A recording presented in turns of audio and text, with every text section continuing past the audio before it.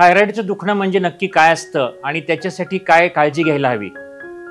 तर काही काही आजारांचं लोक असंच म्हणतात की मला बीपी सांगितलं आहे, तसं मला थायरॉइड सांगितलंय, असं एक कॉमन शब्द लोकांच्या वापरामध्ये असतो. कॉमनली असं दिसतं की वजन फक्त थायरॉइडमुळे वाढतंय का, तर मला याचं उत्तर थोडंसं नाही असं म्हणावं लागेल. जर हे नंतर आता डायग्नोसिस झालं, सगळं झालं, तर आधीच असं काही स्क्रीनिंग आहे का की कोणी आधीच ह्याची काळजी घ्यावी की मला भविष्यात हे होण्याची शक्यता आहे, हा आजाराचं प्रमाण जास्त वाढते असं काही लक्षात येतंय का? असं त्याच्यामुळे म्हणजे आता रात्री जागरणाचं प्रमाण वाढलंय, स्त्रिया बऱ्याचशा इकॉनॉमीमध्ये इन्व्हॉल्व्ह झालेल्या आहेत, किंवा शिफ्ट ड्युटीचं प्रमाण बऱ्याच सेक्टर्समध्ये जास्त आहे.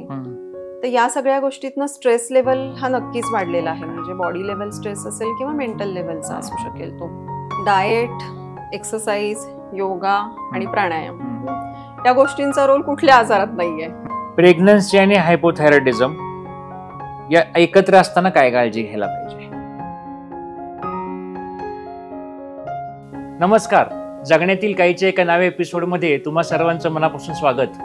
आपल्या मेडिकल सिरीज मधील वेगवेगळे आजार आणि त्याच्यावरचे उपचार याविषयी आपण बरेच एपिसोड करत आहोत आणि त्या सर्व एपिसोडला तुम्हा सर्वांचा खूप छान प्रतिसाद मिळत आहे. अनेकांचे अनेक प्रश्न येत आहेत, वेगवेगळ्या विषयांवर एपिसोड करा म्हणून कित्येकांचे नवीन मागण्या येत आहेत. आजचा आपला हा जो एपिसोड आहे तो एक फार अर्थाने वेगळा आहे. याचं कारण असे की शरीरामध्ये वेगवेगळ्या ग्रंथी असतात आणि वेगवेगळे त्यानुसार होणारे आजार असतात. बरेच ग्रंथी आणि त्याविषयी असणारे आजार याविषयी गैरसमज असे असतात की थायरॉइड ही नावाची एक ग्रंथी आपल्या शरीरामध्ये असते आणि त्यामधून स्त्रवणारे हार्मोन्स असतात, त्याच्या लेव्हल कमी जास्त होतात आणि त्यानुसार दोन आजार वेगवेगळ्या पद्धतीचे असतात. जनरली बोलताना लोक मला थायरॉइड सांगितलंय, आपल्याकडचा एक कॉमन शब्द असतो. नक्की काय झालेलं असतं हे सांगणाऱ्याला माहीत नसतं आणि ऐकणाऱ्याला माहीत नसतं. तर नक्की हे थायरॉइड म्हणजे असतं काय, त्यातून स्त्रवणारे हार्मोन्स कुठले, त्याची लेवल कमी झाल्यानंतर काय होतं, त्याची लेवल जास्त झाल्यानंतर काय होतं, ह्या दोन अगदी भिन्न अवस्था असतात आणि वेगवेगळ्या वयाच्या टप्प्यांवरती हे आजार होत असतात. तर ह्याविषयीच माहिती आपण यातनं घेणार आहोत. डॉक्टर क्षितिजा कुलकर्णी ह्या फिजिशियन आहेत आणि आमच्या दौंड गावी त्या गेले 20 वर्ष प्रॅक्टिस करत आहेत. वेगवेगळ्या आजारांबरोबरच थायरॉइड हा त्यांचा विशेष अभ्यासाचा विषय आहे आणि गेली काही वर्ष आवर्जून त्या थायरॉइड या विषयावरती अभ्यास करून त्यातलेच मेन म्हणजे ट्रीटमेंट करत आहेत. त्याविषयी असणाऱ्या अनेक शंका आणि त्यामधून आपल्याला त्यातनं मिळणारी उत्तरं आजच्या एपिसोडचा महत्त्वाचा भाग आहे. तर आवर्जून हा एपिसोड सर्वांनी पहा आणि ह्याविषयी आणखी काही शंका असतील किंवा तुमचे काही प्रश्न असतील तर नेहमीप्रमाणे आमच्या सेक्शनमध्ये नक्की विचारा. अजूनही चॅनल सबस्क्राईब केलेलं नसेल तर नक्की चॅनल सबस्क्राईब करा आणि हा एपिसोड आपण पाहूया आणि भेटूया डॉक्टर क्षितिजा कुलकर्णी यांना.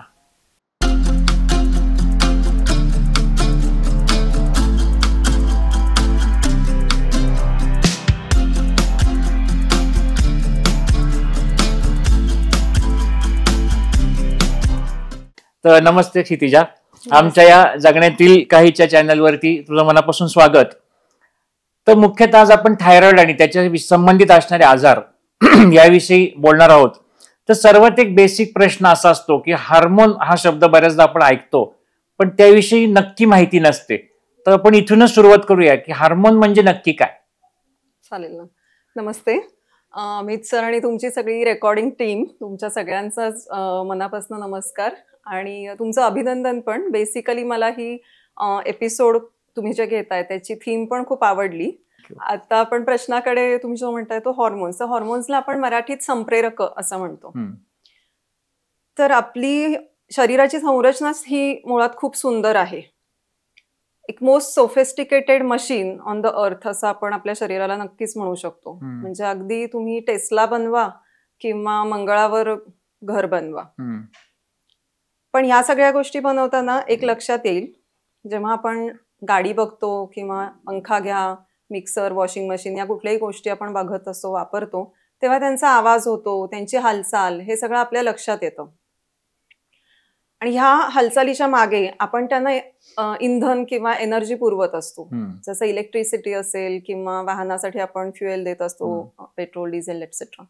आणि ह्या मिळालेल्या एनर्जीतून ती कन्व्हर्ट करून ती मेकॅनिकल एनर्जीमध्ये रूपांतर करून आपण त्या गोष्टी घडताना बघतो. सो अशी क्षमता या सगळ्या मशीन्समध्ये आहे.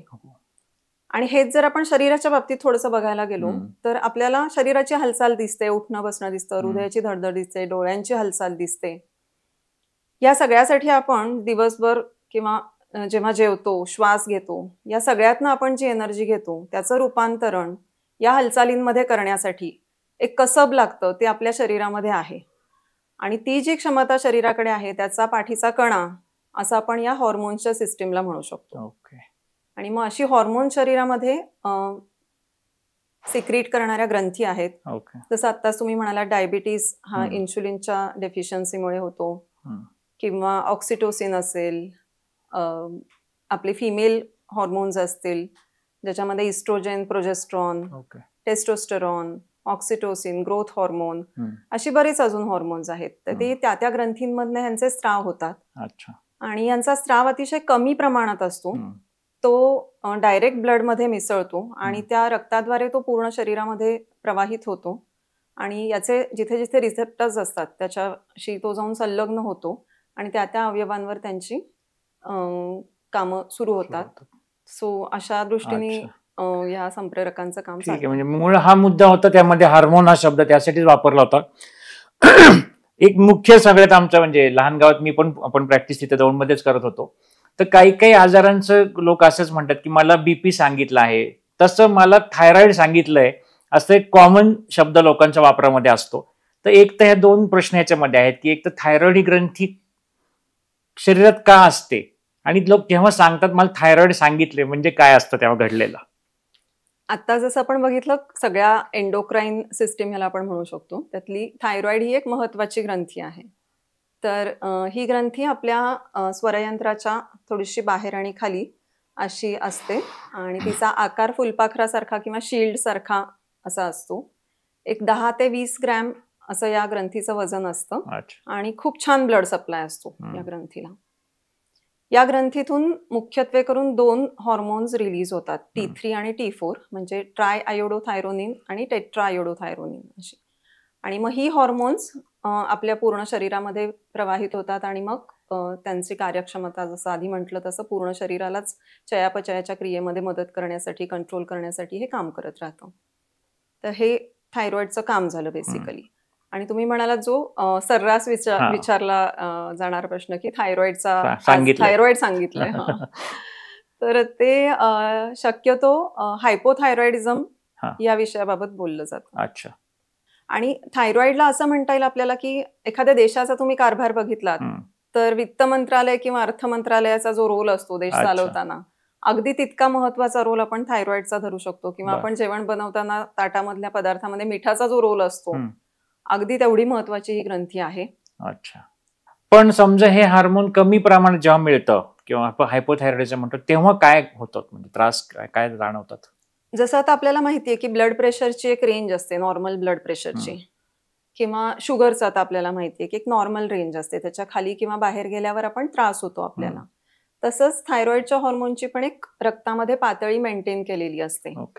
आणि ही पातळी जेव्हा खाली जाते त्याच्या नॉर्मल लेवलच्या, तेव्हा त्याला आपण हायपोथायरॉइडिझम असं म्हणतो. आणि ही पातळी मेंटेन करण्याचं एक फीडबॅक मेकॅनिझम आपल्या शरीरामध्ये असतं. म्हणजे थायरॉइड ग्रंथीतनं T3, T4 हे सिक्रीट होतातच आहेत, पण त्यांना स्टिम्युलेट करणारं TSH हे त्याच्यावरचं एक हॉर्मोन असतं.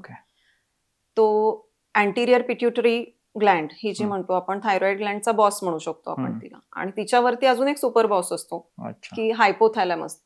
हायपोथॅलॅमस मधनं येणारं जे हॉर्मोन असतं त्याच्यातनं पिट्युटरी ग्लँड आणि त्याच्यानंतर मग स्टिम्युलेट होऊन थायरॉइड ग्लँड, अशा प्रवासातनं आपल्याला ही हॉर्मोन्स तयार होतात आणि याची पातळी मेंटेन केली जाते. आणि जेव्हा लोकांना हायपोथायरॉइडिझम होतो, म्हणजे आता समजा कोणत्या वयामध्ये हे जास्त लोकांना त्रास होतात जनरली?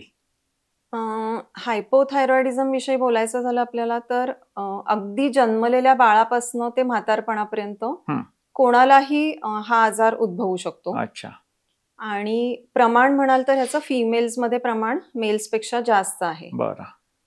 सध्या आपण भारतामध्ये याचं प्रमाण हे साधारणतः 10 ते 13% इतकं सापडतं. आणि कॉमनली आपल्याला जे दिसतं त्याला आपण ऑटो इम्युन थायरॉइडायटिस किंवा हाशिमोटोस थायरॉइडायटिस असं जे म्हणतो, अच्छा. तो प्रकार आपल्याला जास्त दिसतो. हम्म. तर याच्यामध्ये स्वतःच्या शरीराची आपली रोगप्रतिकारक शक्ती असते, तीच आपल्या ग्लँडच्या विरोधात काम करते बर. आणि त्याच्या डिस्ट्रक्शन होऊन त्या ग्लँडचं सिक्रिशन्स त्या ग्लँडचे कमी होतात. अच्छा. सो याला आपण हायपोथायरॉइडिझम असं म्हणतो. तर याचे 3 प्रकार आपण म्हणू शकतो. एक प्रायमरी म्हणजे जिथे ग्लँडच अफेक्ट झालेली असते, की जसं आपण प्रायमरी हायपोथायरॉइडिझम, हाशिमोटोस थायरॉइडायटिस किंवा ऑटो इम्युन थायरॉइडायटिस ज्याला आपण म्हणू शकतो. सेकंडरी प्रकार असतात जिथे की काही वेळा सर्जरी करावी लागते, कॅन्सरसाठी किंवा ग्रेव्स डिझीजसाठी, किंवा रेडिओ आयोडीन दिलं जातं, किंवा काही वेळा हार्टच्या पेशंट्समध्ये काही औषधं लागतात, अमिओडरोन, काही वेळा सायकॅट्रीच्या पेशंट्समध्ये काही औषधं द्यायला लागतात. सो ही औषधं दिल्यानंतर सुद्धा थायरॉइड ग्रंथीला त्याचा जो साईड इफेक्ट असतो तो होऊन सिक्रिशन्स काही वेळा कमी जास्त होतात. सो यांनी जे सेकंडरी आपण याला हायपोथायरॉइडिझम म्हणू शकतो. आणि जेव्हा ब्रेनकडनं येणारा सिग्नलमध्ये बदल होतो, इम्बॅलन्स होतो, कधी पिट्युटरी ट्युमर्स वगैरे अशा कंडिशन्समध्ये, तेव्हा आपण त्याला टर्शरी हायपोथायरॉइडिझम असं म्हणतो. तर जन्मलेल्या बाळामध्ये क्रेटिनिझम म्हटलं जातं. जर सिव्हिअर आयोडीन डेफिशियन्सीमुळे जर हायपोथायरॉइडिझम असेल तर. त्याच्यानंतर प्युबर्टीमध्ये पण हे होऊ शकतं आणि मधल्या वयामध्ये पण हे होऊ शकतं आणि उतरत्या पण. आणि काय सिम्पटम्स असतात? म्हणजे जनरली आता आपण बायकांचं जर मधल्या वयामधल्या घेतलं 40च्या पुढच्या वगैरे, तर बऱ्याचदा तेव्हा काही जणांचे पोस्टमेनोपॉझल्स असतात, काहींना ॲनिमिया असतो, तशा बऱ्याच कंप्लेंट्स होत असतात. त्यातलं काही कुठल्या अशा ठराविक कंप्लेंट्स असतात की ज्यात हे हायपोथायरॉइडच्या दिशेने जाते असं समजायला हरकत नाही आपल्याला? हो.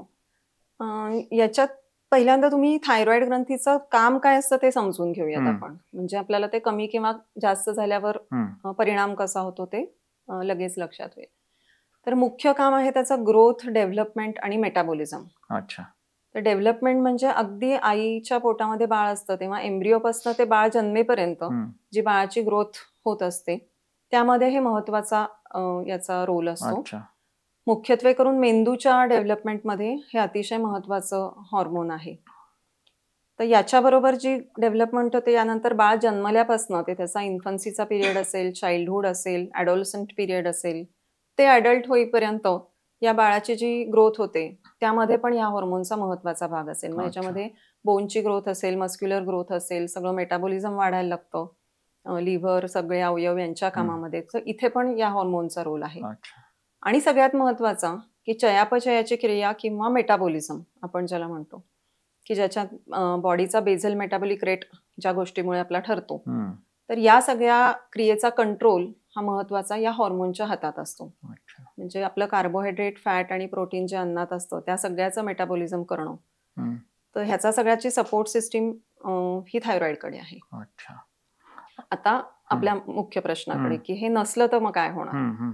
तर टेम्परेचर कंट्रोलचं एक काम केलं जातं याच्याकडनं, हार्ट रेट आणि श्वसनाचा रेट यांच्या कंट्रोलचं काम याच्याकडनं केलं जातं. सो अगदी अशी जोखमीची कामं या हॉर्मोनकडे आहेत. कमी झाल्यावर काय होतं असं आपण बघितलं तर शरीराच्या आपण डोक्यापासून खालीपर्यंत जर विचार केला तर केसापासनं बोलले तर केस राठ होतात, तुटतात, केस गळतात, भुवयांचे केस बाजूच्या साईडचे असे कमी होतात. स्किन मध्ये याचा परिणाम दिसतो. स्किन कोरडी होते, जाड होते, सूज येते, चेहऱ्यावर पण सूज दिसते आपल्याला. त्याच्यानंतर हृदयामध्ये रेट कमी होतो, हार्ट रेट कमी होतो, श्वसनाचा पण मंदावतो आणि त्यामुळे दम लागणं, थकवा येणं असे काही वेळा परिणाम दिसतात. पोटामध्ये सुद्धा आपल्या आतड्यांवर याची हालचाल कमी होते त्याच्या आतड्यांची आपल्या, आणि त्यामुळे पण कॉन्स्टिपेशन होतं. जॉईंट पेन्स, मसल पेन्स ह्या गोष्टी पण आपल्याला हायपोथायरॉइडिझम मध्ये जाणवतात. नंतर मूड डिसऑर्डर्स हे कॉमनली दिसतं नेहमी, की अँझायटी असेल, डिप्रेशन असेल किंवा इमोशनल लायबिलिटी आपण ज्याला म्हणतो, की भावना कंट्रोल होत नाहीत. तर जेव्हा हे सिव्हिअर हायपोथायरॉइडिझम असतं तेव्हा हे पण त्याचं एक प्रेझेंटेशन असू शकतं. थंडी सहन होत नाही, कोल्ड इंटॉलरन्स, हे एक हायपोथायरॉइडिझमचं महत्वाचं लक्षण आहे. मग अशा अनेक तऱ्हेने हा आजार आपल्याला प्रेझेंट होऊ शकतो. अच्छा. आणि मग ह्यात अनुवंशिकतेचा भाग किती आहे या आजारामध्ये? या आजारांचा आता चांगला रिसर्च झाला कारण जवळपास 1600 पासनं हायपोथायरॉइडिझम आणि नंतर ग्रेव्स डिझीज, त्याच्या सर्जरीज आणि अच्छा. आता आपण रेडिओ आयोडीन पर्यंत प्रोग्रेस केलेली आहे मॉडर्न हां, मेडिसिननी या विषयाबाबत. तर अनुवांशिकतेच्या बाबतीत चांगलाच अनुवांशिक आहे. जर एखाद्या घरातल्या फॅमिलीतल्या कुणाला हा आजार असेल तर पुढच्या पिढीमध्ये तो आजार उतरण्याची शक्यता जवळपास 60 ते 80% असते. ओके. आणि जर आपण क्रॉस सेक्शन घेतला तर जेवढे काही हायपोथायरॉइडिझमचे पेशंट्स असतात त्याच्यामध्ये 15 ते 20% पेशंट्स हे जेनेटिकली ससेप्टेबल अच्छा. केसेसमध्ये ओके. दिसून येतात आपल्याला. मग हे सोडून बाकी पण काही फॅक्टर्स असतात, जसे एन्व्हायरमेंटल फॅक्टर्स असतील. काही वेळा जेनेटिक स्पोरॅडिक केसेसमध्ये जिओग्राफिकल प्रीडिस्पोजिशन असतं की जिथे मुळात जमिनीमध्येच आयोडीनचं प्रमाण कमी असतं. अच्छा. सो त्या भागामध्ये सुद्धा गॉइटर म्हणा किंवा हायपोथायरॉइडिझम हे आपल्याला दिसून येतं. अच्छा. जेनेटिक, एन्व्हायरमेंटल आणि मुळातच आयोडीन कमी असणं अच्छा. किंवा काही वेळा औषधं घ्यावी लागली आणि त्याचा साईड इफेक्ट म्हणून यांनी पण येऊ जास्त शकतो. होतो. आणि दुसरा भाग जो पाहिला की आता हे हार्मोन कमी झाल्यामुळे जो मुख्यतः जास्त प्रमाणामध्ये ह्याचे पेशंट आढळतात, तर जास्त हार्मोन झाल्यानंतर ज्याला आपण हायपरथायरॉइडिझम म्हणतो, तर ते थोडक्यात काय असतं, त्यात काय होतं? हां, तर आपण जी नॉर्मल लेव्हल म्हटलं मगाशी त्याच्यावर गेलो आपण, म्हणजे जास्त झालं की मग हायपरथायरॉइडिझम होतं. आणि याच्यामध्ये पण ऑटो इम्युन प्रकार असतो, ज्याच्यामध्ये प्रतिकार शक्तीमुळे जो निर्माण होतो त्याला आपण ग्रेव्स डिझीज असं म्हणतो. त्याच्याबरोबरच काही वेळा थायरॉइडायटिस या आजारामध्ये पण काही काळासाठी या हॉर्मोन्सच्या लेव्हलवर जाऊ शकतात. काही वेळा गॉइटर असतो ज्याच्यामध्ये सॉलिटरी नोड्यूल असेल की ज्याच्यामधनं जास्त सिक्रेशन होत असतं थायरॉइडचं, असं पण होऊ शकतं. काही वेळा दुसरीकडून म्हणजे ओव्हरीजमधनं, काही कॅन्सर्समधनं, कार्सिनॉइड सिंड्रोम वगैरे अशा गोष्टीतनं पण थायरॉइड सोडून दुसऱ्या जागेतून थायरॉइडचं एक्स्ट्रा सिक्रेशन होऊ शकतं. थायरोटॉक्सिकोसिस म्हटलं जातं त्याला. सो अशा पद्धतीने हायपरथायरॉइडिझम हा पण आजार प्रेझेंट होऊ शकतो. आणि याचं प्रेझेंटेशन आता हायपोथायरॉइडिझमच्या पेक्षा वेगळं असतं. त्याच्यामध्ये पण केस कमी होतात. बेसिकली याच्यामध्ये चयापचयाची क्रिया खूप फास्ट होते. त्यामुळे ती प्रक्रिया आपल्याला दिसून येते की वजन कमी होतं. तसं तिथे वजन वाढत होतं, इथे वजन कमी होतं. सारखी भूक लागते पेशंटला किंवा आतड्यांची हालचाल वाढते, त्यामुळं जास्ती वेळा पोट साफ होतं. किंवा हृदयाचा हार्ट रेट वाढतो, पाल्पिटेशन, धडधड होणं हे जाणवतं, दम लागणं, घाम जास्त येणं किंवा गरमी सहन न होणं, अशा प्रकारचे सगळ्या सिम्पटम्स हायपरथायरॉइडिझम मध्ये दिसतात. आणि त्याच्यात एक विशेष म्हणजे ग्रेव्स डिझीज जो म्हणतो की जो प्रतिकारशक्तीमुळे पण होतो, थायरॉइड रिसेप्टर अँटीबॉडीज ज्याच्यामध्ये आपल्याला दिसतात, तर त्याच्यामध्ये डोळ्याच्या पेशींवरती पण परिणाम होतो आणि त्यांनी एक्झोप्थॅल्मॉस किंवा प्रोक्टोसिस म्हणजे डोळे मोठे आणि बाहेर आल्यासारखे जे दिसतात असं पण दिसतं आणि पायावर सूज येते. सो असं व्हेरिड प्रेझेंटेशन आपल्याला हायपरथायरॉइडिझम मध्ये दिसतं साधारणतः. आता साधारण आपल्याला त्याचा एक अंदाज आला की आपण डॉक्टरकडे गेलो आणि समजा सांगितलंय की आता तुम्हाला काय हायपोथायरॉइडिझम आपण जास्त आज बोलणार आहोत जे कॉमन आहे ते, तर काय प्रकारच्या टेस्ट यासाठी करायला लागतात जनरली? अच्छा, ऍक्च्युली आता हायपोथायरॉइडिझम किंवा हायपरथायरॉइडिझम या दोन्हीमध्ये आपल्याला बेसिकली थायरॉइड रिलेटेड काही तपासण्या कराव्या लागतात आणि त्याच्या बरोबर अनुषंगाने काही असलेले आजार असतील, कोमॉर्बिड असतील किंवा त्याच्यामुळे झालेले असतील, त्यांच्या पण तपासण्या करायला लागतात. सो थायरॉइडची प्रत्यक्ष माहिती द्यायची तर T3 आणि T4 या हॉर्मोन्सच्या लेव्हल तपासल्या जातात.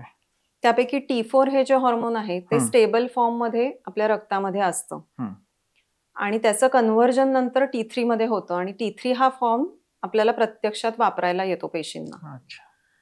तर फ्री T4 हे जे असतं हॉर्मोन, जे की प्रोटीनला संलग्न झालेलं नसतं, या हॉर्मोनची लेव्हल आपल्याला तपासणी करताना खूप कामाला येते.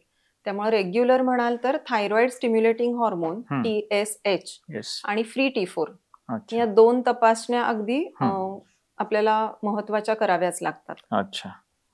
त्यानंतर ह्या झाल्या ब्लड मधल्या तपासण्या, बरोबर. त्याच्यानंतर काही वेळा सोनोग्राफी करता येते, जी की नॉन इन्व्हेसिव्ह टेस्ट म्हणतो आपण त्याला. इको टेक्स्चर आपल्याला ग्रंथीचं कसं आहे ते त्याच्यातनं लक्षात येतं. काही वेळा थायरॉइड स्कॅन करतो आपण की अपटेक कसा आहे, आपण त्याच्यामध्ये जो रेडिओन्यूक्लिड स्कॅन अच्छा. करतो त्याच्यामध्ये ते लक्षात येतं कॅन्सरच्या तपासणीसाठी किंवा थायरोटॉक्सिकोसिसच्या केसेसमध्ये, किंवा काही वेळा जर गॉयटर असेल आणि त्याच्यामध्ये सिस्ट असेल तर त्यातलं पाणी काढून बघितलं जातं. मग त्यावेळी FNAC म्हणून एक तपासणी असते, ती करावी लागते. सो अशा अनेक पद्धतीने किंवा स्कॅन, अशा बऱ्याच तपासण्या थायरॉइडच्या प्रत्यक्ष तपासणीसाठी अवेलेबल आहेत. आणि त्याच्याशी रिलेटेड म्हणजे रुटीन ब्लड टेस्ट, आपला हिमोग्लोबिन, शुगर, बाकीच्या ऑर्गन फंक्शन टेस्ट, ह्या पण आपण करू शकतो. अशा तऱ्हेने साधारणतः थायरॉइड कव्हर होते. आणि जनरली समजा आपण T3, T4, TSH जी टेस्ट करतो ती झाल्यानंतर मग एक आहे तुम्हाला आता हा आजार हे निदान समजा झालं बेसलाईनला, तर आता गोळी चालू करायची असते. तर त्याच्याविषयी फार जास्त आमच्या ह्याच्यामध्ये सगळे प्रश्न लोकांचे त्यावरती जास्त भर जास्त होता की ही जी गोळी घ्यायला सांगतात एक तर ती किती वेळा घ्यायला लागते, साधारण किती काळ घ्यायला लागेल, त्याच्याने आमचं वजन वाढेल का, गोळीचा डोस चुकला तर काय करायचं, असे भरपूर प्रश्न आहेत. तर त्यात ओळीने आपण जाऊया की एकदा गोळी घ्यायला सांगितली सुरुवातीला हायपोथायरॉइडिझमला तर ती कायम घ्यायला लागते का? आता हायपोथायरॉइडिझम आपण जे बोलतोय आता ते मॉडर्न मेडिसिनचा विचार करतोय. सो याच्यामध्ये जी लिव्होथायरॉक्सिन ही गोळी दिली जाते तिला हॉर्मोन रिप्लेसमेंट असं आपण म्हणू शकतो, की जे हॉर्मोन शरीरामध्ये कमी झालेला आहे तो भाग आपण रिप्लेस करतोय जेणेकरून त्याची आणि TSH ची लेवल नॉर्मल मेंटेन केली जाईल. तर हे करत असताना ह्या गोळीचा डोस खूप घेण्यासाठी कन्व्हिनियंट आहे, कारण ती दिवसातनं एकदाच घ्यावी लागते. फक्त ती कायम घ्यावी लागते का, तर हो ती कायम घ्यावी लागते. कारण जसं तुम्ही एखादं फळ बघाल ते जर बाहेर राहिलं की कसं श्रिंक होतं, त्याचा ज्यूस कमी होऊन जातो, तसं या ग्रंथीचा जेव्हा थायरॉइडायटिस ऑटोइम्युन झालेला असतो तेव्हा ती ग्रंथी काम करत नसते. त्यामुळे there is no other way की तुम्हाला ते हॉर्मोन आणता येईल. तुम्ही ते ऑप्टिमाइज नक्की करू शकता. म्हणजे जर फिटनेस हा प्रकार तुमचा चांगला असेल, वजन आटोपशीर असेल, बाकीच्या लाईफस्टाईल तुमची वेल मेंटेन्ड असेल, तर तुमचा डोस हा कमीत कमी लागणारा तुम्ही नक्कीच ठेवू शकता. आणि डोस विषय काय, म्हणजे तो एक दिवस समजा तर घेतोय आणि मिस झाली एक दिवस गोळी घ्यायची, तर काही त्याचं गणित आहे का? आता हा डोस आणि त्याच्या तपासण्या याची सांगड ऍक्च्युली आपल्याला इथे घालावी लागते. सुरुवातीला आम्ही हा डोस सुरू करताना पेशंटच्या वजनाप्रमाणे तो डोस पेशंटला दिला जातो आणि त्याच्यानंतर तो डोस पुरतोय का नाही ह्याचं टायट्रेशन केलं जातं. तर आता पेशंटचं प्रत्येकाचा आपला आहार वेगळा असतो, प्रत्येकाचं काम वेगळं असतं, बाहेरच्या एन्व्हायरमेंटल कंडिशन्स वेगळ्या असतात, टेम्परेचर्स वेगळी असतात, कुणी एसीत काम करतं, कुणी उन्हात काम करतं, किंवा फिजिकल हालचाली पण कमी जास्त प्रमाणात होतात. सो त्या प्रमाणात ते हार्मोन युटिलाइज केलं जातं. एकदा गोळी चालू केली की साधारणतः 6 ते 8 आठवड्यांनी आपण परत त्याची तपासणी करून ॲडिक्वेट आहे का नाही हे बघून घेतो. सो गोळीचा डोस हा पेशंटच्या वजनाप्रमाणे आणि रिपोर्ट प्रमाणे ठरवला जातो. हा डोस नॉर्मलाइज होईपर्यंत साधारणतः 6 ते 8 आठवड्यांनी ही तपासणी परत करावी लागते आपल्याला. पण एकदा पेशंटचं वजन, त्याचं साधारण एक कामाची रूपरेषा आणि लाईफस्टाईल जर फिक्स असेल तर त्याच्यानंतर मग हा डोस कायम मेंटेन केला जातो. इन दॅट केस वर्षातनं अगदी एकदा ही तपासणी करणारे आणि स्वतःचा डोस आणि स्वतःची लाईफस्टाईल मेंटेन करणारे खूप पेशंट असतात आणि ते छान जगतात.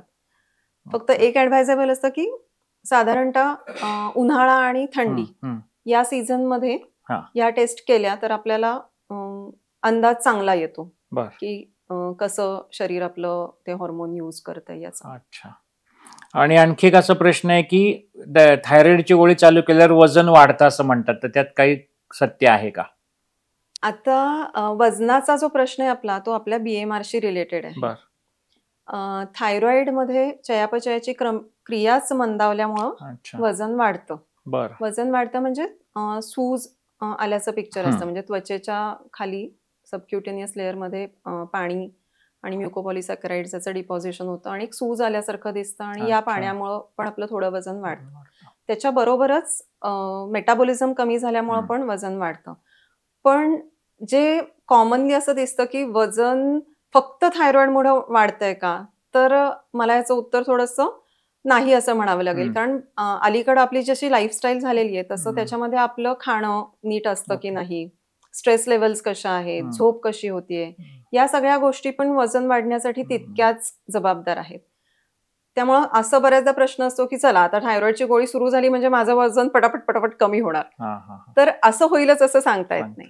सूज उतरेल, दिसण्यात फरक पडेल, फुगवटा जो आला असेल चेहऱ्याला तो कमी होऊ शकेल, थोडंसं वजन कमी होईल, पण उरलेलं जे असतं फॅट जे साठलेलं असतं ते तुम्हाला कमी करून डाएट, एक्सरसाइज आणि काळजीपूर्वक जनरल तो आपला एक पॅटर्न असतो की कशावर तरी वजन वाढल्याचं खापर फोडायला आपल्याला एक आवडून बाकीचा आळस आपल्याला मग तो आपला पुरवाळता येतो, असं सुद्धा कित्येकदा होत असेल.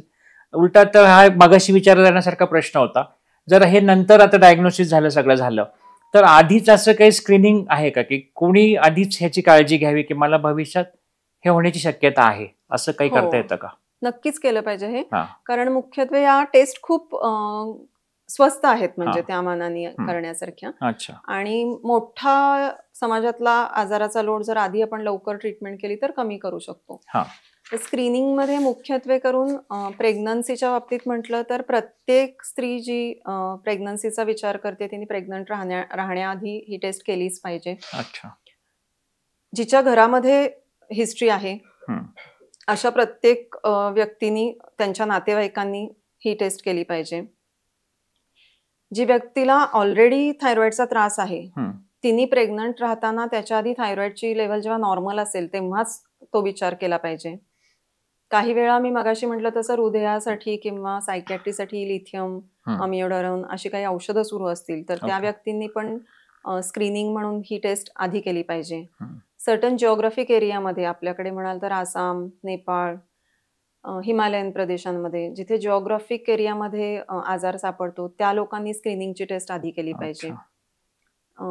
ज्या साधारणतः फिमेल्समध्ये तर 35 वर्षानंतर TSH ची तपासणी करून दर 5 वर्षांनी तुम्ही ती रिपीट केली पाहिजे.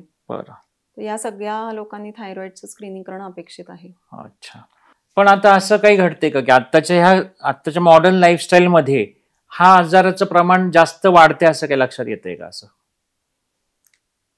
जास्त म्हणजे आता ह्याची ट्रीटमेंट जास्त व्यवस्थितपणे होती असं म्हणू शकतो आपण.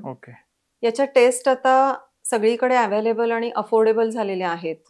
जशी जशी आपली जागरूकता आरोग्याविषयीची वाढते आणि आरोग्य व्यवस्था पण जशी आपली बळकट होत चालली आहे, डॉक्टरांचा सस्पिशन इंडेक्स पण वाढलेला आहे. बऱ्याचदा आता आमच्याकडे पेशंट येतानाच असा त्रास होतोय ना, मला थायरॉइड चेक करायचंय असे पण येतात, which is also all right. तर या सगळ्या म्हणजे या अवेलेबिलिटीजमुळं टेस्टचं प्रमाण आणि डायग्नोसिस हे दोन्ही आहे असं म्हणू शकतो. त्याच्यात मी मगाशी म्हटलं तसं 15 ते 20% जेनेटिकली प्रीडिस्पोज्ड केसेस असतात, पण ह्याच्यामध्ये एन्व्हायरमेंटचा पण खूप रोल असू शकतो. जसं की आता आपण बघतोय की आपली कन्व्हिनियन्सची जी लाईफस्टाईल झालेली आहे त्याच्यामुळं, म्हणजे आता रात्री जागरणाचं प्रमाण वाढलंय, स्त्रिया बऱ्याचशा इकॉनॉमीमध्ये इन्व्हॉल्व्ह झालेल्या आहेत, किंवा शिफ्ट ड्युटीचं प्रमाण बऱ्याच सेक्टर्समध्ये जास्त आहे. तर या सगळ्या गोष्टीतनं स्ट्रेस लेवल हा नक्कीच वाढलेला आहे. म्हणजे बॉडी लेवल स्ट्रेस असेल किंवा मेंटल लेवलचा असू शकेल तो. आणि मग कुठेतरी ब्रेकडाऊन होतो त्या टॉलरन्सचा, बॉडीच्या टॉलरन्सचा ब्रेकडाऊन होतो. आणि मग आपल्याला एकूणच non communicable diseases, chronic inflammatory disorders हे सगळेच आता समाजामध्ये खूप वाढताना दिसत आहेत. मेंटल डिसऑर्डर्स एक त्याच्यामध्येच येतात. म्हणजे सांगायला वाईट वाटतंय पण डायबिटीसचा आपण आता कॅपिटल झालोय. तर अशा ह्या सगळ्या गोष्टी तुमच्या लक्षात येतील की काही नॉन कम्युनिकेबल डिझिजेसचं नावच मुळी मेटाबॉलिक सिंड्रोम असं आहे. म्हणजे मेटाबॉलिझममुळे हे सगळे आजार थायरॉइडशी अतिशय जवळून निगडीत आहेत. आणि या सगळ्यांचं प्रमाण जसं वाढतंय तसंच मग थायरॉइडच्या आजारांचं पण प्रमाण नक्की वाढत असणार आहे. पोल्युशन हा एक त्याच्यात मोठा भाग आहे, ॲडिक्शन्स मोठा भाग आहे. अल्कोहोल ॲडिक्शनमुळं आयोडीनचं ॲब्झॉर्प्शन कमी होऊ शकतं, स्मोकिंगमुळं कमी होऊ शकतं. तसे बरेच कारण आहेत जी आपण नवीन एन्व्हायरमेंटल अशी म्हणू शकतो. आणि आता एक नेहमी प्रत्येकच डॉक्टर आमच्याकडे आले की हा प्रश्न सगळ्यांचा ठरलेला असतो, त्याची उत्तरं दरवेळी वेगळी असतात की आम्ही आमच्या मेडिसिन्स घेतो ठरल्याप्रमाणे, गोळ्या औषधं घेऊ, पण आम्ही समजा डाएट, एक्सरसाइज यामध्ये एकाने विचारलं की योगा, प्राणायाम असा ह्या सर्व गोष्टी करून हा हायपोथायरॉइडिझम मध्ये आणखी काही फरक पडू शकतो का? डाएट, एक्सरसाइज, योगा आणि प्राणायाम या गोष्टींचा रोल कुठल्या आजारात नाहीये. बरोबर.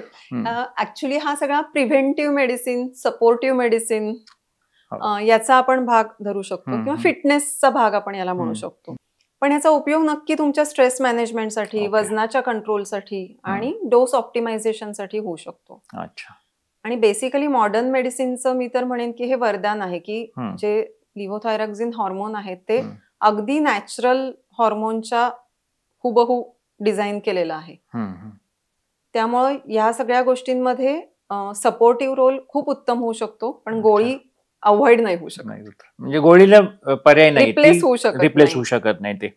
किंवा ज्यांना नाहीच आहे, आता अजून डायग्नोज झाले नाही पण एक शक्यता आहे, जेनेटिक प्रिडिस्पोजिशन आहे, त्यांनी ह्या सर्व लाईफस्टाईल आधीच अंगीकारली तर थोडंसं ह्याला लेट होऊ शकतो किंवा टाळला जाऊ शकण्याची शक्यता आहे का? हो, नक्कीच टाळला जाऊ शकेल. कारण अच्छा. स्ट्रेस ही एक महत्वाची गोष्ट आहे जी तुमचा हम्म. टॉलरन्स ब्रेकडाऊन करणार आहे याच्यातली. अच्छा. बरोबर. हा. डाएटचा रोल म्हणाल तर हं. ज्यांना आजार नाही आहे किंवा हं. ज्यांच्या काही घरातल्यांना आजार आहे पण ज्यांना होऊ द्यायचा नाहीये, हं. त्यांनी निश्चितच काळजी घेतली पाहिजे. ओके. त्याच्यामध्ये क्रुसिफेरस व्हेजिटेबल्स, कोबी, फ्लॉवर अच्छा. किंवा काही झुकिनी, केल या प्रकारच्या ज्याच्यामध्ये गॉयट्रोजेन्स असतात, ह्या थोड्याशा अच्छा. कमी प्रमाणात, कच्च्या हं. रूपात कमी प्रमाणात, अच्छा. हे एक ते लक्षात ठेवू शकतात. किंवा एकूणच प्रोसेस्ड फूड, शुगर हं. यांचं कन्झम्पशन कमी केलं पाहिजे. बरं. अजून एक मगाशी म्हटलं तसं ॲडिक्शन्स, हं. अल्कोहोल, कॉफी हं. किंवा या गोष्टींचं पण सेवन कमी झालं पाहिजे. अच्छा. एक्सरसाइजची सवय ही चांगली आपल्याला हं. असली पाहिजे. दुसरे काही आयोडीन बरोबर लागणारे एलिमेंट्स आहेत जसं की हं. सेलेनियम, झिंक, हं. आयर्न, मॅग्नेशियम हे अच्छा. पण घटक थायरॉइडच्या सिंथेसिस आणि रिलीजच्या प्रोसेसमध्ये आपल्याला कामाला येतात. त्यामुळे ह्या सगळ्यांचं ज्याच्यामध्ये समावेश आहे असे पदार्थ आपल्या अन्नामध्ये असले पाहिजेत. ओके. जसं की मॅग्नेशियम म्हणाल तर ॲव्होकॅडो, लेग्युम्स म्हणजे कडधान्य किंवा आपल्या फळभाज्या, पालेभाज्या हं. याच्यामध्ये हे मिळू शकतं. सेलेनियम फिश, मीट किंवा ग्रेन्स आपले, अच्छा. ब्राऊन राईस, तर या सगळ्यामध्ये सेलेनियम असतं. झिंक आपल्याला दूध, अंडी, सिरियल्स याच्यातनं मिळतं. आयर्न तर माहितीच आहे आपल्याला, हिरव्या पालेभाज्या, रंगीत फळं, डाळिंब अशा सगळ्या गोष्टी. सो ह्याचा पण आपल्या आहारामध्ये चांगल्या प्रकारचा समावेश पाहिजे. ओके. त्यामुळे डाएट हा न होऊ देण्यासाठी आणि ज्यांना ऑलरेडी हायपोथायरॉइडिझम आहे त्यांनी या तर प्रिकॉशन्स घेतल्याच पाहिजेत. वजन कंट्रोलमध्ये दोन्ही गटांनी ठेवणं गरजेचं आहे. आणि काही पदार्थ आहेत असे की जे हॉर्मोन, थायरॉइड, परॉक्सिडेज जे हॉर्मोन लागतं आपल्याला या सिंथेसिसमध्ये, त्या हॉर्मोनशी क्रॉस रिॲक्ट करणारे काही प्रोटीन्स किंवा पदार्थ आहेत, ते पदार्थ घेणं हे अवॉइड केलं पाहिजे. ओके. तर हे पदार्थ कुठले म्हणाल तर मिल्क आणि मिल्क प्रॉडक्ट्स, अच्छा. व्हीट ग्लुटेन, सोयाबीन, बरं. मशरूम्स, अच्छा. स्टार्च, मका आपला हं. किंवा साखर आणि तत्सम पदार्थ, फिशमध्ये कॉड फिश. अच्छा. सो हे ज्यांना ऑलरेडी आहे त्यांनी हे पदार्थ अवॉइड केले पाहिजे. ओके. आणि मगाशी आपण थोड्याविषयी बोललो पण एक सेपरेट हा प्रश्न आला की प्रेग्नन्सी आणि हायपोथायरॉइडिझम या एकत्र असताना काय काळजी घ्यायला पाहिजे? त्याच्यामध्ये 2 जण इन्व्हॉल्व आहेत. आपल्याला बाळ पण छान पाहिजे आणि आई पण छान पाहिजे. तर आधीच ट्रीटमेंट चालू करताना मी म्हटलं तसं थायरॉइड हॉर्मोनची लेवल नॉर्मल असली पाहिजे या केसमध्ये. ऑब्व्हियसली डोस हा वाढतो ड्युरिंग प्रेग्नन्सी आणि पहिला ट्रायमिस्टर, दुसरा ट्रायमिस्टर आणि तिसरा ट्रायमिस्टर तिन्हीमध्ये ही लेवल मेंटेन करावी लागते. नॉर्मल आपण जेव्हा पेशंट असतात तेव्हा थायरॉइड TSHची लेवल ही नॉर्मल लिमिटच्या लोअर हाफमध्ये साधारणतः ती मेंटेन केली जाते. प्रेग्नन्सीमध्ये पण पहिल्या ट्रायमिस्टरमध्ये साधारणतः 1.5 पर्यंत TSH आपल्याला मेंटेन करावं लागतं. दर 4 आठवड्याला प्रेग्नन्सी असताना TSHची तपासणी आणि फ्री T4ची ही केली गेली पाहिजे. म्हणजे क्लोज मॉनिटरिंग करता येतं आणि डिलिव्हरी झाल्यावर बाळाची पण ही लेवल तपासली जाते. जसं मगाशी बोलताना 2-3दा शब्द आला, हा प्रश्न मुद्दाम मी शेवटी वेगळा प्रश्न विचारायचा म्हणून ठेवला होता की गॉयटर हे नेहमी ऐकलं जातं, ते एक्झॅक्टली काय असतं गॉयटर म्हणजे? गॉयटर म्हणजे त्या ग्रंथीची झालेली ओव्हरग्रोथ असं आपण म्हणू शकतो. अच्छा. तर गॉयटर हे फिजिकल प्रेझेंटेशन आहे, म्हणजे आपल्याला गळ्यामध्ये सूज आलेली दिसते. तर आता त्याच्यामध्ये थायरॉइड ग्रंथीचं प्रत्यक्ष काम कसं चाललंय हे तिन्ही प्रकारे असू शकतं. म्हणजे कदाचित ग्रंथी नॉर्मल काम करत असू शकते आणि तुम्हाला गॉयटर दिसू शकतो. काही वेळा ती कमी काम करत असू शकते, जसं की प्युबर्टी किंवा पौगंडावस्था, जिथे ग्रोथ स्पॉट होतो आणि रिक्वायरमेंट आपली वाढते आणि मग ते परत नॉर्मलाइज होऊन जाऊ शकतं. अशा वेळी प्युबर्टल आपण त्याला गॉयटर म्हणू शकतो. किंवा जसं म्हटलं तसं जिओग्राफिकल एरियाजमध्ये. सो काही वेळा कमी हॉर्मोन आणि गॉयटर असं पण असू शकतं आणि काही वेळा जास्त हॉर्मोन, जसं सॉलिटरी नोड्युलर गॉयटर असेल किंवा मल्टिपल नोड्युल्स असू शकतात. तर मल्टिपल नोड्युल्सने आणि हायपर सिक्रेशन ऑफ थायरॉइड असं असून पण गॉयटर असू शकतो. फक्त गॉयटरचं आपल्याला काम कसं चाललंय हे ट्रीटमेंटच्या दृष्टीने, म्हणजे मेडिकल ट्रीटमेंट असेल किंवा सर्जिकल ट्रीटमेंट असेल, ते महत्वाचं असतं. जर त्याचा साईज खूप मोठा असेल, म्हणजे 80 ग्रॅम किंवा जास्त साईज झाला असेल आणि श्वास घ्यायला त्रास होतोय किंवा अन्न गिळताना त्रास होतोय की ज्याचं प्रेशर येत आहे अन्ननलिकेवर, अशा वेळी हे सर्जिकली आपल्याला ती ग्रंथी काढून टाकावी लागते. किंवा प्रेग्नन्सीमध्ये जिथे आपल्याला रेडिओ आयोडीन देता येत नाही त्या केसेसमध्ये आपल्याला हे सर्जिकली काढावी लागते साईजसाठी. किंवा मग त्याला रेडिओ आयोडीन ही पण आजकाल ट्रीटमेंट अवेलेबल झालेली आहे, जर ते hyper functioning thyroid with goitre असेल तर. उलट आता आयोडीन हा त्याच्याशीच पुढचा प्रश्न असा आहे की आयोडीनची रोजची रिक्वायरमेंट किती असायला हवी आणि ते कशा कशातून आपल्याला मिळतं? आयोडीन हा एक एलिमेंट आहे शेवटी आणि खूप ब्रॉड तत्वावर आपण विचार करायचा म्हटला तर खरं ते सॉइलमध्ये म्हणजे जमिनीत असतं, बरोबर, कुठल्या इतर एलिमेंट सारखं. आणि मग ते आपल्या सगळ्यांच्यात येतं, प्राणी, आपण, आणि परत आपण गेल्यावर मग ते पुन्हा जमिनीत जाणार, असं हे सायकल चालू असणार आहे. पण आपला संबंध येतो ते कन्झ्युमेबल कशात असतं आणि त्याची लेव्हल किती असते. साधारणतः अडल्ट माणसामध्ये 150 मायक्रोग्राम्स असं आयोडीन लागतं. मग प्रेग्नन्सी किंवा ग्रोथ जिथे असेल तिथे जास्त त्याची रिक्वायरमेंट असू शकते. पण आपल्याकडे छान सोय करून ठेवली आहे देवाने की जवळपास त्याच्या 5000 पट जास्त, म्हणजे 10 ते 15 मिलीग्राम्स पर्यंत आयोडीन आपल्या ग्रंथीमध्ये, थायरॉइड ग्रंथीमध्ये स्टोअर केलेलं असतं. तर येतं कुठून हे पदार्थात, तर मेनली याचा सोर्स हा sea food, seaweed, fish, milk, eggs या आयोडीनचा मेन सोर्स आपण म्हणतो. पण तरी सुद्धा बऱ्याचशा, म्हणजे इव्हन आपल्या देशामध्ये आपण सॉल्ट हे फॉर्टिफाईड केलेलं आहे आयोडीननी, आणि काही ठिकाणी सिरियल्स, पिझ्झा किंवा राईस याच्यामध्ये पण ते फॉर्टिफाईड असं रूपात वापरलं जातं. अच्छा. आणि त्याच ह्याच्यामध्ये पुढचं हे होतं की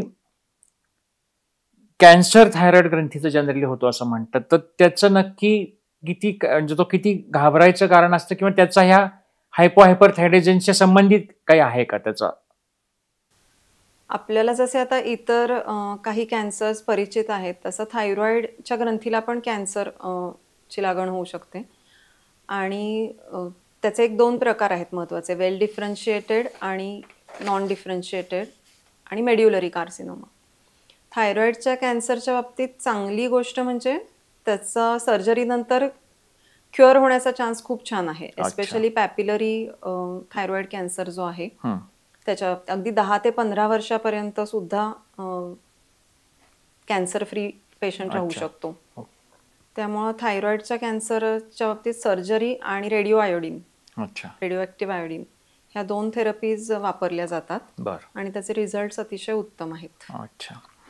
आणि एक शेवटचा हा एक प्रश्न राहिला होता खरा की थायरॉइडची, म्हणजे हायपोथायरॉइडची ट्रीटमेंट आम्ही घेतोय, पण समजा एखाद्याने घेतलीच नाही गेली की ते अनडायग्नोस्डच राहिलं, तर त्याचं काय दुष्परिणाम होऊ शकतो? की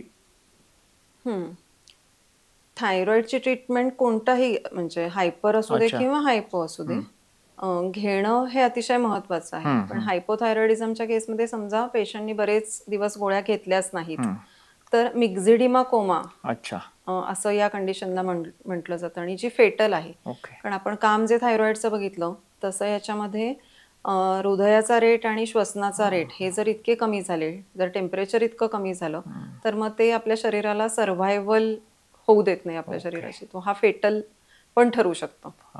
अर्थात ह्याला पण आपल्याला ICU मध्ये ऍडमिट करून IV थायरॉक्सिन हॉर्मोन देऊन बाकीच्या सगळ्या असोसिएटेड कोमॉर्बिड कंडिशन्स ट्रीट करून आर्टिफिशियल व्हेंटिलेशन आणि मॅनेजमेंट करून पेशंट नक्की वाचवता येऊ शकतो. पण जेव्हा माहिती आहे तेव्हा ती वेळ येऊ देऊ नये शक्यतो माणसांनी, हे सगळ्यात महत्वाचं आहे.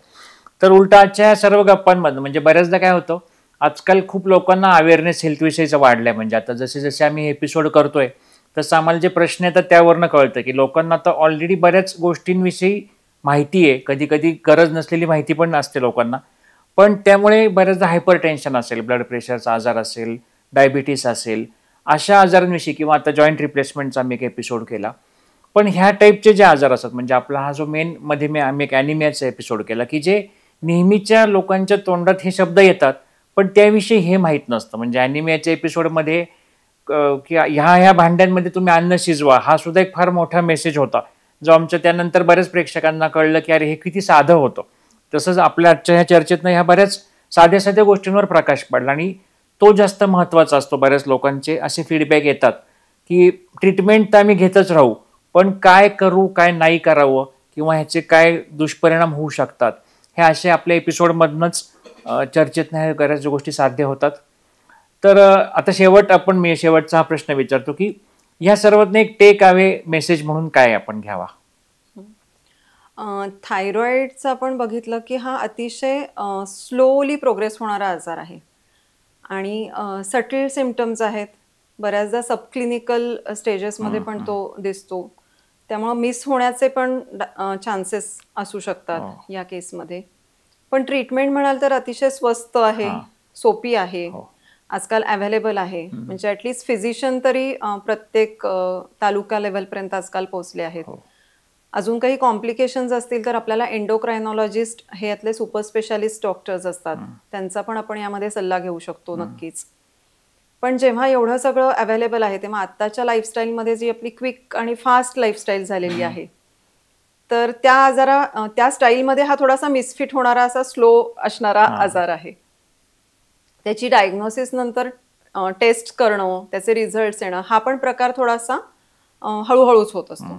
तर हे माहिती असणं पेशंटला गरजेचं आहे आणि पेशंटनी त्या पॅटर्नमध्ये फिक्स राहून रेग्युलर गोळ्या घेणं, जशा त्याच्या टेस्ट सांगितल्या असतील फॉलोअपच्या तशा त्या घेणं, आणि स्वतःचा थायरॉइड, स्वतःचा मूड, स्वतःचं वजन आणि एक आयुष्यातला हॅपीनेस म्हणतो आपण ज्याला, तो मेंटेन करणं गरजेचं आहे. त्यामुळं गोळ्या न सोडणं आणि गोळ्यांवर विश्वास ठेवून ते घेणं, हेच या सगळ्या थायरॉइडच्या पेशंटना मी नक्की सजेस्ट करेन. ओके. तर खूप थँक्यू. आज म्हणजे खूप चांगला आहे ह्या विषयावर आम्हाला थोडक्यात आणि खूप सोप्या पद्धतीने सर्व माहिती मिळाली. तर याच्यानंतर आमच्या बरेच प्रेक्षकांचे प्रश्न येत राहतात, तर ते आम्ही तुमच्यापर्यंत पोहोचू आणि त्याची उत्तरे पण आम्हाला त्याच्यानंतर मिळाली तर आपण तेही कळवत जाऊ. तर आज ह्या चॅनलवर आमच्या येऊन ह्याविषयी माहिती सांगितली, तर आमच्या चॅनलतर्फे मनपूर्वक धन्यवाद. थँक्यू.